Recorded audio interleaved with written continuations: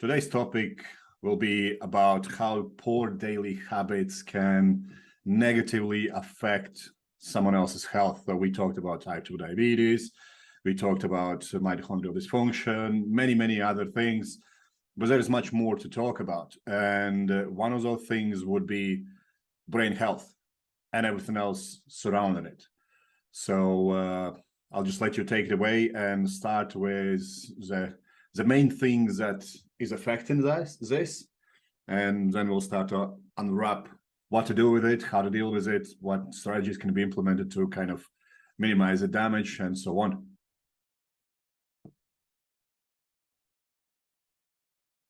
Yeah.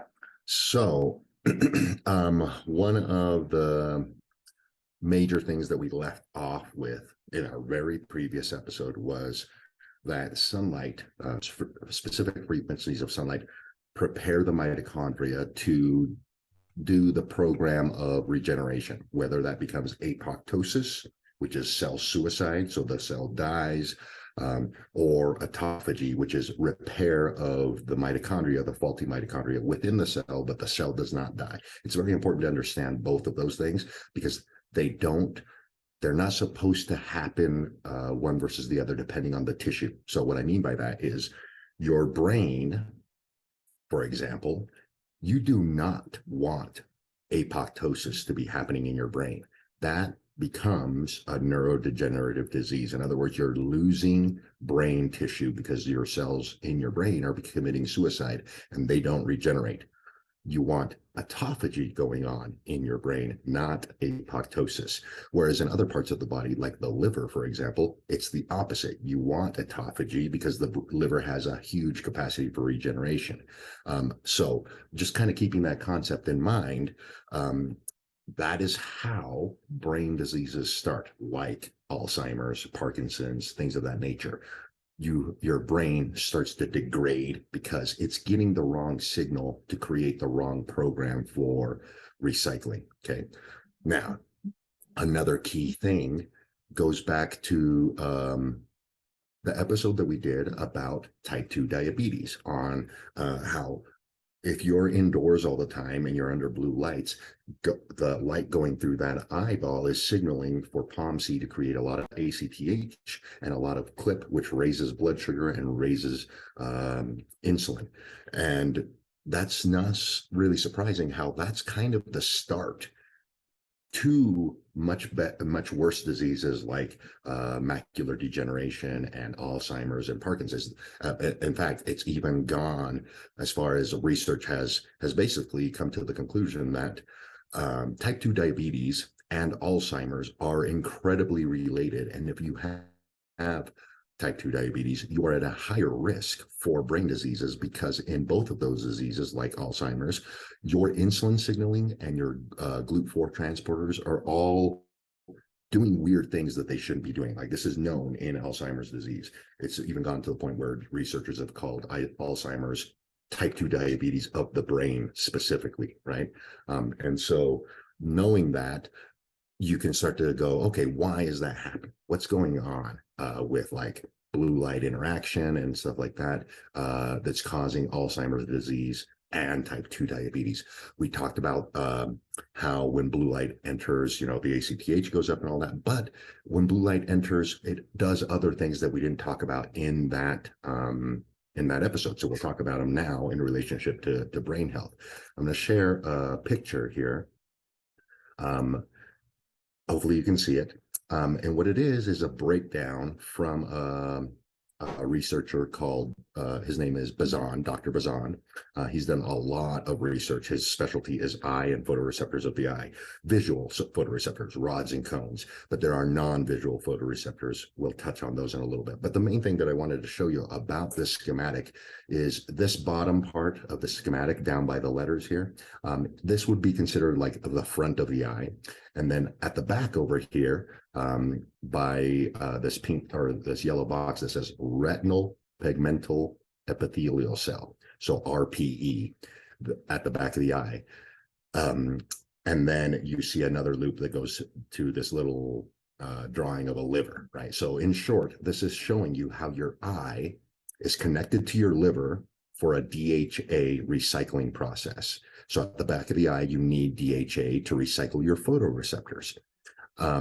Normally, under strong sunlight conditions, in other words, you're getting a lot of infrared A, UVA, and UVB together, that sets you up to use this thing called the short loop, which is basically your eye recycling the DHA locally. In other words, you don't have to consume DHA when there's strong sunlight entering your eye. That's the signal for your eye to use the short loop to recycle DHA in your eye. Now, if only blue light is entering your eye, what actually happens is you damage DHA and this short loop is turned off. So you're not recycling DHA and you're damaging it when blue light is the only thing that enters the eye. So the only thing that will recycle DHA in that circumstance is through your liver. Now, how does your liver get DHA? You have to eat it. So that's really the crux of, if you live an indoor life, you're destroying DHA and you're not able to recycle it from the eye itself. So you have to consume it now in order to replace it at the back of the eye. And this is important, right? So I'll kind of leave that now as far as the picture. You can kind of pause it if you want and kind of take a picture of it yourself. But this tells you where DHA is coming from, depending on the sunlight that's interacting at the eye, okay? So, and just remind a couple of DHA examples from a nutrition standpoint, and I would also be interested into, is sunlight, that something can be replicated at home with your infrared, red light therapies and all those kind of things at any point at home?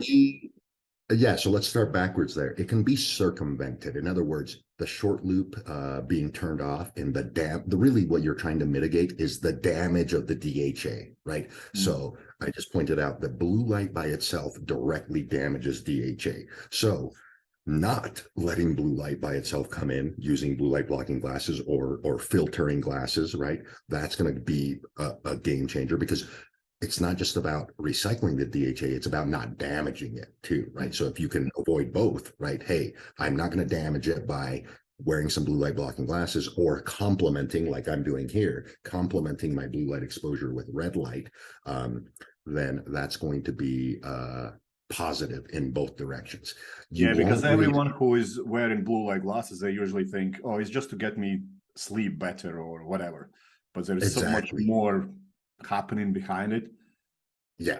I mean, just in the diabetes video, the blue light blocking glasses stops your insulin from going up and your blood sugar from going up, right? So the blue light, and that's another thing that people can actually check. Where I did those couple of weeks with just checking my blood sugar all the time, and when we found out that whey protein is only one who can harm it, and at night it's raised if I sit on a laptop.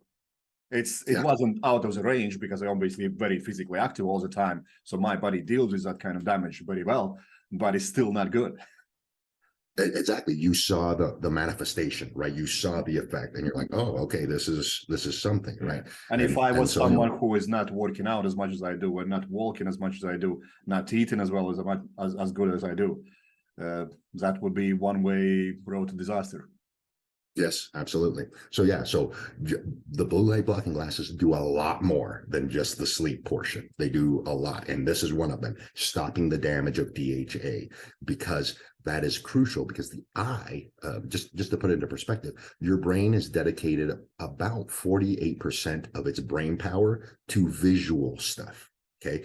Even for example, not just what you see, like me and you are seeing right now, but also what's called non-visual photoreceptors like neuropsin and melanopsin. Those are all located in the eye and stuff like that. But your brain power is about 48% dedicated to what's going on with your eye. Think about that. So, and your brain itself uses about 25 to 30% of your total energy. So your brain that uses a crap ton of energy dedicates almost 50% of its brain power to what's going on in your eye. So this conversation is incredibly important to how this can lead to brain diseases, okay? So now that we talked about how DHA is extremely crucial in the two ways that your body recycles or restores DHA in your brain, and how blue light directly damages DHA, what is really role of DHA. Like, why is it important to have it there, right? And the important part is that it deals with recycling your photoreceptors. So I just barely mentioned photoreceptors like rods and cones, but there are also other photoreceptors like melanopsin and neuropsin. Those are non-visual. In other words, we're not aware of what they're doing. Because they're not part of our vision that we can interpret, but they're part of, hey, are we in summertime? Are we in winter time? Are we in the fall, in the spring? That's what these non-visual photoreceptors are detecting. They are detecting which loop, the recycling loop, the short loop or the long loop, should be prioritized for recycling the DHA. And the DHA is there to continually regenerate your rods and cones, your melanopsin and your neuropsin, so that you can be a very exquisite timekeeping piece, because the retinal pathway letting in certain lights and interacting with certain lights sends neurotransmitter signals to your CNS, your central climactic nucleus, which then goes and sends signals to your pituitary. Hey, it's coming up on summertime. Let's start making a buttload of sex hormones and a buttload of thyroid hormones so that we can get this person really active for high sunlight environments to come. You see what I'm saying? How this quickly starts to turn into your eye is controlling what's happening in your body from a long ways away, right? And so DHA is the little tiny block that holds everything together, right? If you were to put it all together, DHA is the block that holds everything together so that it works correctly with seasons, with where you live, etc. And I think it's probably important to understand that people have forgot that the way we live now is only a couple hundred years. Or less, yeah, exactly. Our bodies were adapted to do what it does over God knows how many years. We don't even know. And now people think, oh, we can just live in this little square house and sit on a Wi-Fi and do everything and nothing's going to happen. When we know it does happen, and it's more prevalent than ever, is that we have these kind of illnesses that are easily fixed by just being more active, not probably catching them out before it even happens by just doing what human body is naturally supposed to do. Is far better idea than getting in trouble and then starting to implement these strategies when it's probably a little bit too late. Yeah, and that's a great point to bring up. For any of these, type 2 diabetes, Alzheimer's, macular degeneration, way easier to understand kind of the things that we're talking about and be like, oh, okay, I need to actually get outside regularly. I need to actually consume lots of DHA because my job is involved, being in front of screens all the time. I'm accelerating some of these risk factors for these things further down my life, but I can mitigate them by doing some simple things, right? Most of the things that I'm asking people to do are kind of free, right? They're not, special equipment. They're not special lighting. Those things are helpful. They're supplemental, but really it's really about just getting outside. And I'm just bringing the science of why it's so crucial to do that early rather than later. Yeah, you're 100% right. And so now we'll talk into a little bit on some new stuff. Like some people, may be, they might get a genetic test that says, hey, you're at risk for developing Parkinson's disease or Alzheimer's disease. So they start looking into the science of like what are the treatments for it and stuff like that. And some of the treatments that they're finding for Alzheimer's disease is intracranial red light therapy, right? So I'm going to explain. This leads right into what you said. Hey, intracranial red light therapy, that sounds expensive. That sounds really crazy. And it is, right? It is. You don't want to have to do that, but it's key to understand how does that help, right? Red light therapy at the cranial level helps the brain with Alzheimer's disease. That's basically what the study says. And now I'm going to lay out how that works. It goes back to autophagy versus apoptosis. So when red light therapy interacts with any cell, what it does is it spins the ATPase very, very quickly, faster than it would if you were just eating food. And that means that when you interact with red light, you don't have to eat nearly as much food to get lots of ATP. This is accelerated in tissues that have a direct tract to sunlight. So your eyes are literally a direct, they're your brain. They're part of your brain sitting on the outside of your skull, and they lead directly into the pituitary, into the brain. If red light from sunlight, because sunlight gives you almost 47% red light all day long, it's literally accelerating how much energy your brain gets through the spinning of the ATPase without consuming any food. So in other words, it gives your brain more energy and it can do more of its functions like recycling DHA and all of those things. But another key point there is everybody kind of understands if you, well, not everybody, but if you spin something really quickly, it creates an electromagnetic field, right? Like that's what a fan, right? An electric fan, if you turn it on, it starts spinning really fast. It's because it has an electromagnetic motor. Your ATPase is a nano electromagnetic field. So what dictates how cells are formed, how cells are recycled, and things of that nature? It is electromagnetic fields. In other words, and this is measurable in EEGs, right? That's a procedure, electromagnetic field pickup, right, of your brain. Like they can measure your brain waves. Those are electromagnetic fields. They are created by your mitochondria's spinning ATPase. The more red light you have, the more strong the electromagnetic fields from your mitochondria in your brain tissue become, which means it works better. That's basically all you really need to understand. The more red light you interact with, the better your brain works. That's why when you get a disease like this, you're literally suffering from low electromagnetic fields because your brain went through apoptosis instead of autophagy. So you lost brain cells.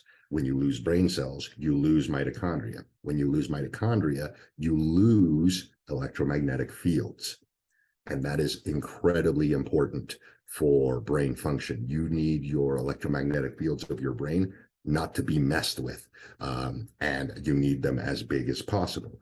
So for as long as be affected by poor nutrition, maybe alcohol consumption, maybe stress, anything like that really damages your brain? Yeah. So everybody's kind of been told this from a young age. Hey, drugs will kill your brain cells, right? Drugs, and I mean, they're not wrong, right? They're not wrong. But why is that? Like everybody thinks, like, because at other parts of the body, a cell dies, it can regenerate, right? But in your brain, that's not what happens. That's why if you kill a brain cell, you lose the brain cell and you lose electromagnetic field activity. So you brought up a great point. It's a great way to kind of think about this. Drugs, alcohol, things of that nature will kill brain cells, lowers your electromagnetic fields.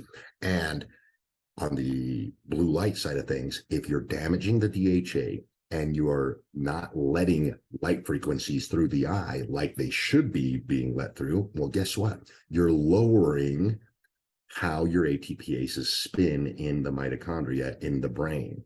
That temporarily lowers electromagnetic fields. When you temporarily lower the electromagnetic fields, that is a sign to your mitochondria. Remember what we talked about last episode. Hey, if your mitochondria senses that there's something wrong with creating ATP or the electron transport chain, it can signal apoptosis or autophagy. One of the key factors is if it senses less spinning of the ATPase, it will send a signal for apoptosis more than autophagy. So that's how chronic blue light exposure and lack of sunlight, lack of red light entering the eye and the brain, literally starts to tell the cells in your brain, hey, we're experiencing very low electromagnetic fields, very low ATP compared to what we usually see. We should go through some apoptosis. So it starts to kill brain cells. Very little, right? I'm talking this accumulates over decades.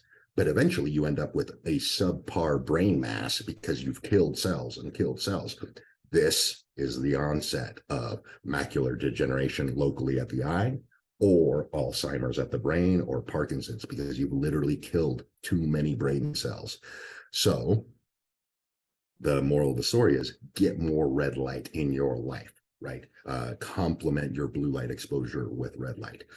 This also leads a little bit to, hey, electromagnetic fields apparently are very important for your brain on how it works, and so that sort of stuff, which then leads to the non-native electromagnetic fields that we've touched on some episodes, right? If you are living with your cell phone next to your head every single night, well, you can quickly start to understand, how does that mess with the electromagnetic fields in my brain and my ATPase and all of that? Or your Wi-Fi router that's on permanently all the time, or hey, somebody put a cell phone tower, or I live right next to, an airport with radio frequencies and radar and all kinds of stuff going on. Those will all affect these electromagnetic fields in your brain. These are things to think about when you're planning on living in a place for 10 years or 15 years or whatever, right? Are you going to get a brain disease in a year living close to one of these places? Maybe not, I'm not saying that for sure, but unlikely to happen that quickly. But you give it 5 years, you give it 10 years, and I can tell you, if those are chronic, you're going to end up with issues because of these effects that I'm talking about. Because just blue light can start to do this over the long term because of what I explained at the beginning of this video. Let's see here, other things. So DHA, we talked about how important that is. We talked about how that all works. So now let's lead into what that looks like in regards to opening the tab. Let's do this. I'm going to show you, like, just so people understand, like the difference in light, right? Just because this is really a talk about light. It is like this. I'm going to share a picture. So here it is. Okay.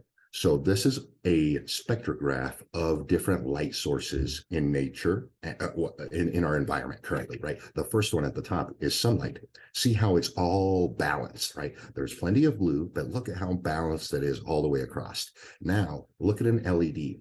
It's much less light, number one, so that people understand the sun eclipses all lights that you can buy. It is that much more powerful. But the main thing that you get to see from all of these, especially the LED and the CFL, is this big spike of blue light compared to the rest of the spectrum. And they, especially CFLs, they have a huge spike in blue, green, and orange, but you see that they intentionally drop off on the red. There is almost no red there. Now, an incandescent bulb, lucky for most of the other world, those are still legal, but in the US, they're not legal. They've stopped manufacturing incandescent bulbs. The old school bulbs that would blow up quite frequently. Yep. They look they don't last very long. Look more like natural light. Yeah, they're way more. For one, they don't carry the same risk, and you can see why. There's no blue light spike. It's actually very little blue light and lots of red.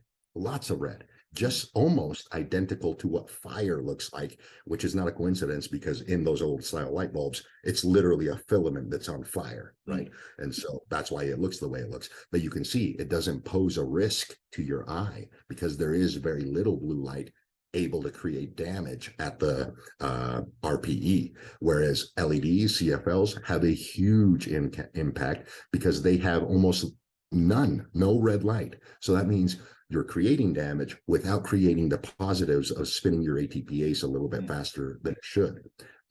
So I just thought that this was very crucial to understand why sunlight trumps every light. Even this light that I have here, it's just not nearly as powerful, but at least here I'm adding the red that does not exist in LEDs and CFLs and stuff like that. These are things to consider if your job involves being indoors all the time. So this brings me to asking you, if open fire, sitting near open fire, is why we feel great around it, because there is more red lights than anything else? Yes, you are one. Yeah, people don't understand. Maybe it's the fire, maybe it's the mood. It's all of those things. Plus, it's spinning your ATPase. You literally get energized from fire, candlelight. And it's almost like energized in a non-anxiety induced way. Why? Because of what you saw there. There's no blue light to make you manic, to make you jittery, right? That should happen naturally in the middle part of the day under normal circumstances. Sunlight, the middle part of the day has the most blue light. And that's actually what should drive activity for the second half of the day. So when you're feeling sluggish at 2 p.m., but you've been indoors all the time, it's because you missed the blue light spike that normally happens in the middle of the day to energize you and get you that I want to do things, right? I want to do things and I want to be active signal. It doesn't give you that signal because your lighting environment has been monochrome the whole time with just lots of blue light and nothing else, right? So you almost would expect to have a crash if all you got was blue light and no red light, because you didn't spin your ATPase higher and you didn't get more ATP than usual. You actually got less ATP, and the only ATP that you got was from the food that you ate. It's why people are like, the first thing they reach for is something to put in their mouth. It's almost instinctual, right? Like, hey, I didn't make a whole bunch of ATP this morning because I didn't get any red light. I'm not making it now, and my blue light has been exaggerated, so I'm feeling anxious but low energy at the same time. Does that make sense? Yeah, absolutely. And I would even go and push as far as say that people who go for regular breaks of having a smoke outside still, they are probably, that's why they don't eat all day and just can survive on that. Obviously, nicotine will give you some energy as well. But they're mixing it. No, actually, it's funny that you bring that up, because I had coworkers literally that, you know, smoked still and stuff like that. But that's what they report. They're like, sometimes the guy goes, you know, sometimes I've been smoking for like 20 years. Sometimes I come out here and I just light my cigarette and I just sit here. I don't even smoke it.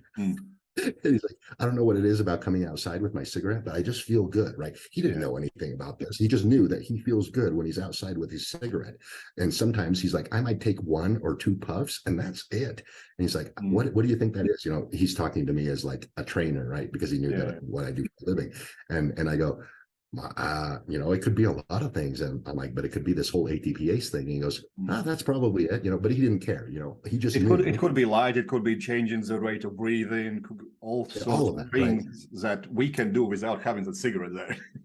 Like, exactly. But I always ask people after training, go on a mat for 7 or so minutes and do some guided breathing, and then go and do a cold shower and go outside. And why? Because I don't want you to feel lethargic for the rest of the day. Yeah, exactly. Yeah. And these are some of the concepts that we're talking about. And I'm talking about them specifically with how light changes this and how light impacts the changes in your brain because of this. And so let's talk about nutrition, right? Like, I just showed you how crucial DHA is to your eye function and how crucial eye function is to your CNS and your brain, right? So if you have an indoor job with lots of blue light, and I just showed you how blue light directly damages DHA and stops the short loop from recycling DHA in your eye, that means that the only way you can recycle DHA in your eye is through the long loop that comes from the liver, and that comes through your diet. So as a dietary consideration would be, hey, you have a high demand for DHA because you're destroying it daily, and your eye cannot recycle it. So now you need to consume it. So consuming regularly DHA when you live indoors predominantly or have a lot of blue light exposure is a very good move. You need to, your RDA goes up compared to somebody who spends most of their time outside. So if you're an indoor person, you need more DHA, ideally daily, something like 4 to 5 ounces of some kind of fatty cold water seafood daily would be ideal for somebody. And like would this. it affect someone also living in kind of winter time, so to speak? Yes. And that's actually where the concept comes from, right? Blue light is very dominant in the winter, right? Like, but you get red light that penetrates the clouds. So you still get some positives, but blue light is mainly a winter time paradigm. So if you are in the winter, even if you are an outside person, that's the time of year when you want to consume lots of DHA foods, even if you're somebody who spends most of the time outside. But in the summer, if you're somebody who spends most of their time outside, you'll notice that you don't even crave fatty foods very much. And that's because there isn't a need to recycle the DHA from the liver. It can be recycled directly from the eye because it's getting the right light signal to turn on that program of recycling out the eye. And as far as like the minimums for DHA, because I've tested this on several people with an omega-3 index. So this goes back to the very first episodes that we did about omega-3 index is one of the key markers that I like to test. This is why. So bumping up your omega-3 index by 2 points requires consumption of fatty fish of about 4 ounces 3 to 5 times out of the week for 90 days. So every 90 days, your omega-3 index will go up about 2 points if you consume about this much fatty fish. That's excellent. And that's under semi-ideal circumstances. In other words, you don't spend a lot of time indoors. It's about 50-50. If you were to spend, hey, if you told me I only get outside 1 hour a day, then I would say you probably need to bump that up to everyday consumption. Even if it was like CEOs, things of that, like they don't have a weekend. They're basically working all the time, right? So somebody like that, yeah, you're going to need a little bit. You're going to need to do it every day. Somebody who has normal weekends, days off, where they can spend most of the day outside, they're going to circumvent some of this, and they can just do it on the days that they work indoors. Now, the impacts of sleep, right? So once this brain and eye connection starts to get severed, right? The non-visual photoreceptors like melanopsin and neuropsin, how do they start to mess up with sleep? And it goes back to something that we talked about earlier, which is leptin. Leptin resistance starts to happen when non-visual photoreceptors start to become damaged and not able to be recycled. So when leptin resistance starts, leptin resistance starts way before diabetes, way before insulin resistance. But leptin resistance starts at the brain first. So when you have leptin resistance, you start to release nighttime hormones unequally and not timed correctly. That changes how your sleep stages happen. So you start to suffer REM sleep. When that starts to happen, you can quickly see how this little issue with damaging DHA in the eye starts to affect sleep cycles. When REM sleep gets dysregulated, that's kind of the gasoline on the fire for brain problems. When REM sleep starts to get affected, now you're no longer recycling correctly in the brain every single night, right? Like if you start, and you can definitely drug that as well, don't you? Because you have all these equipment, and if you check that your REM sleep is disrupted, you will feel like foggy. It would be probably the easiest description. Yeah, and most people can go decades feeling like that, right? They're like, oh, I just feel, I don't get good I just need a cup of coffee and I'll be fine. And you're like, nope. Right. This is the gasoline on the fire. Hey, it's not going to be 2 decades before you get brain disease. It's going to be more like 1 or less, right? When you start chronically depleting your REM sleep like that. So that's how this starts. So now let's get to the practical tips, right? It's not that much different. That, I'm interested how physical activity can complement brain health. Yeah, so it does this. You alluded to that with yourself actually at the very beginning, right? If you do have lots of muscle mass, or not just lots, but you are generally active, your muscle structure is active, it's using glucose first and all of that type of stuff, you can circumvent a lot of this because of how the first stages of brain disease develop, which is the uncontrolled release of insulin and blood sugar, and you're not able to handle it. So yes, some amount of physical activity and having plenty of muscle mass will be helpful for short periods of time. It means that, hey, Juris, you can hop on and do like 3-4 days of just computer work, and you can undo a lot of that because your muscle structure is taking the brunt of some of that damage at the beginning stages, right? 7-day Tony Robbins seminar with no sleep and no food. Right, exactly, right. So you have that capability the more physically active you are, and those types of things.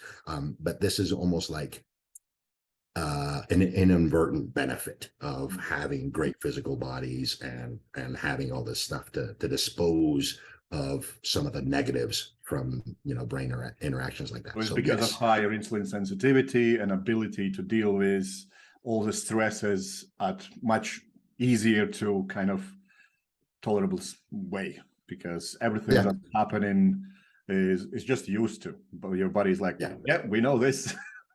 Yeah. Yeah, but at the same time, if you were to, even a very physically fit person, if they didn't know about this DHA story, they would eventually run into, hey, I have some eye problems going on. Maybe I get myopia first and I have to wear contacts, or maybe I start to get some really weird eye stuff, like my vision starts to go off. And then that's a key to, oh, hey, no matter how much muscle mass you have an issue going on with the brain tract interacting with the eye. And that's why I started this whole thing with DHA. How crucial is it? How does it work in the eye? How does the eye work with your brain, et cetera? Because if you miss that part, I don't care how many muscles you have or how active you are eventually exposing yourself to a brain damaging issue. So yeah, practical tips is be physically active. Other practical tips is try to get a lot of activity outside, especially in the mornings and in the evenings. Those are red light dominant times of the day. The other thing that we alluded to in the middle of the episode is try to complement your blue light exposure by blocking blue light or complementing it with some red. The other thing is, if you know that you are at greater risk for the things that we talked about, start bringing in more DHA into your diet. It has to be from seafood. It has to be from live sources, because some of these sources are algae based. Those are the wrong type of DHA. DHA comes in 3 varieties. SN1 position, our body cannot use that. That comes from algae and single cell organisms. And SN2 position, that comes from marine mammals, from marine organisms like fish, mollusks, oysters, etc.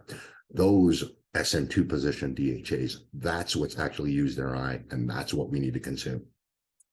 Yeah. And then I think other things would be just being aware of those things and really taking care of your eye with blue light exposure. Maybe even like track your sleep and understand, are you recovering at the moment, and then sit down and just write how much time did you actually spend outside. Because I do this a lot with people, where I ask them how much time they spend on themselves, and they usually go, you know what, I don't have time to work out, I don't have time to do this. And first question is, check your screen time on your phone and let me know how much is it. Oh, 11 hours 45 minutes. I'm like, wow, how do you have so much time to sit on the phone and don't have time to work out? So or go outside, or just being mindful of that we usually have a lot of time that we are wasting on things that giving us immediate kind of pleasure. And because of that, we find that, oh, I did a lot of things today, but you didn't really do much, and you could have spent the time actually looking after your own health, because in long run it's going to backfire if you don't. That's right. That's right. And all that time was damaging instead of productive to the biology. Yeah.